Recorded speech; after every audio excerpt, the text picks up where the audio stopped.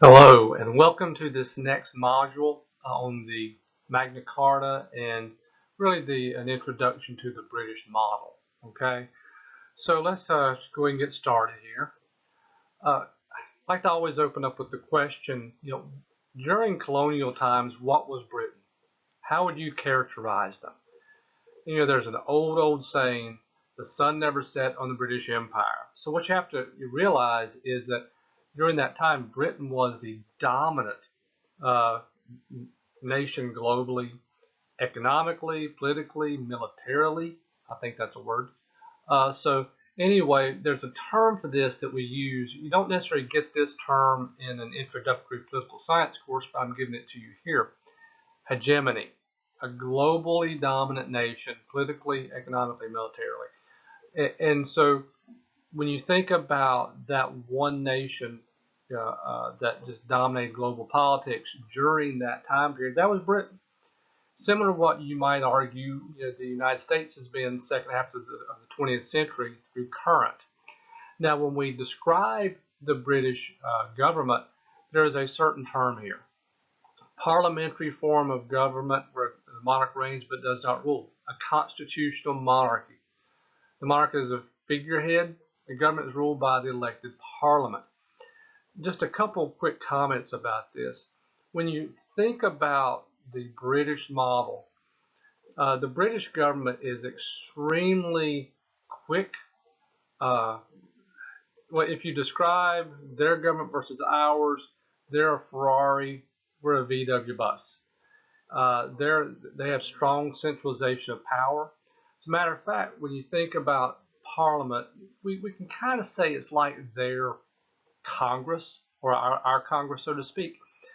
But the thing about it is the Prime Minister is embedded in the Parliament. So it acts very quick, strong centralization of power, and we'll get more in and around that when we start talking more about the break with Britain.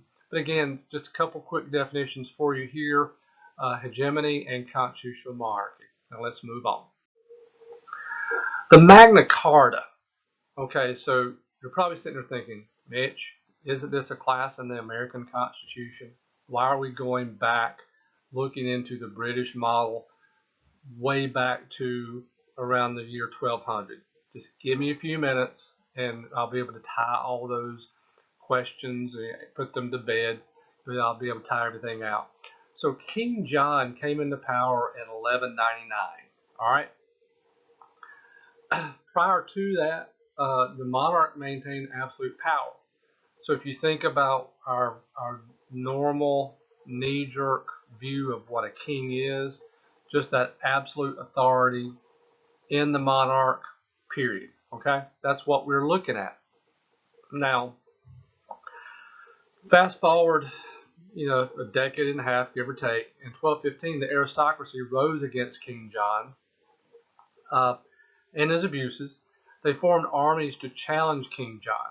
All right, and see, with that, they forced King John to sign the Magna Carta. We're going to talk in a minute or so about the different components of the Magna Carta. But a couple things in and around this. One, let me give you a piece of useless trivia. If you're ever on Jeopardy, you can win a lot of money on this one. Just remember me. You notice here on the slide, I've got King John. I don't have King John II, King John V, just King John. There was only one King John. There will never be another King John. Basically, when King John signed the Magna Carta, he in effect gave away the power and authority of the royal family away. It wasn't an immediate thing, but basically, when we talk about that legitimacy of power, when we talk about popular sovereignty in our model, that's what you see here, and that's why this is so important.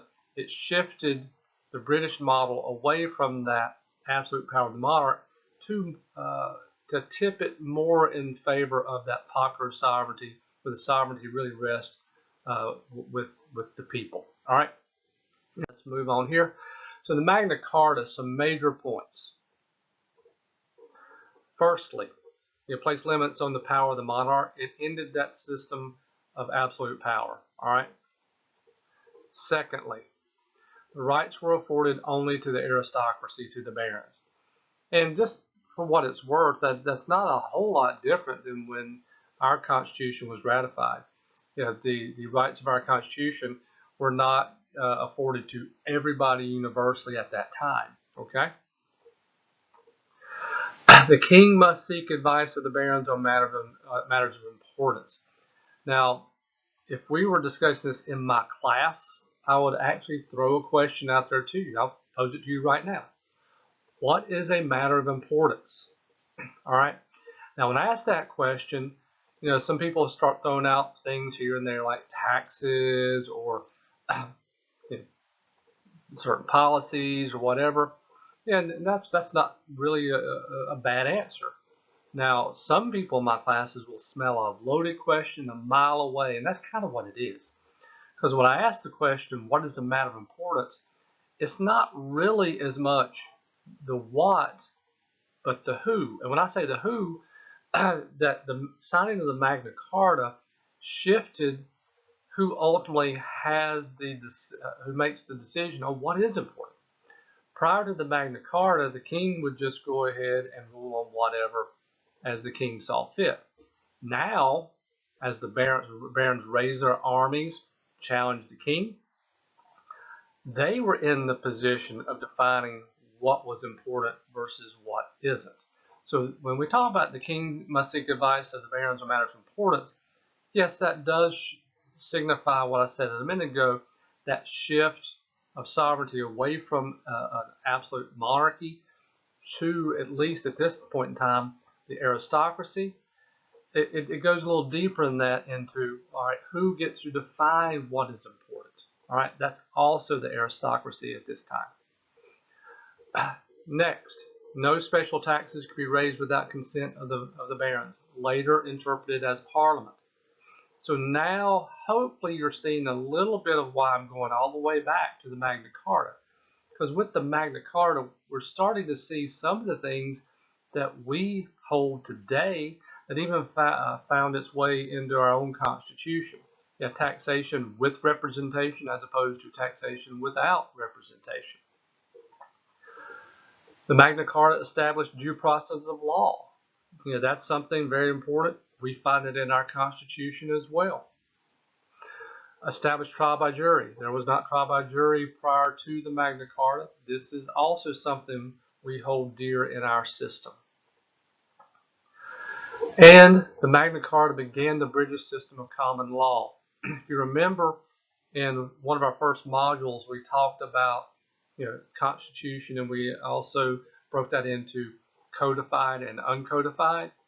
The British model is uncodified. They have an unwritten Constitution, but they know exactly, you know, what their government can and can't do.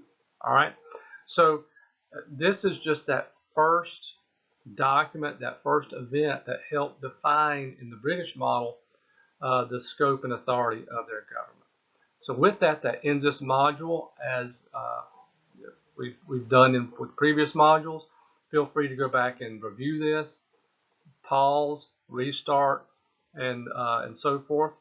With that, end of this module, and we'll pick it up with the next one. Thank you.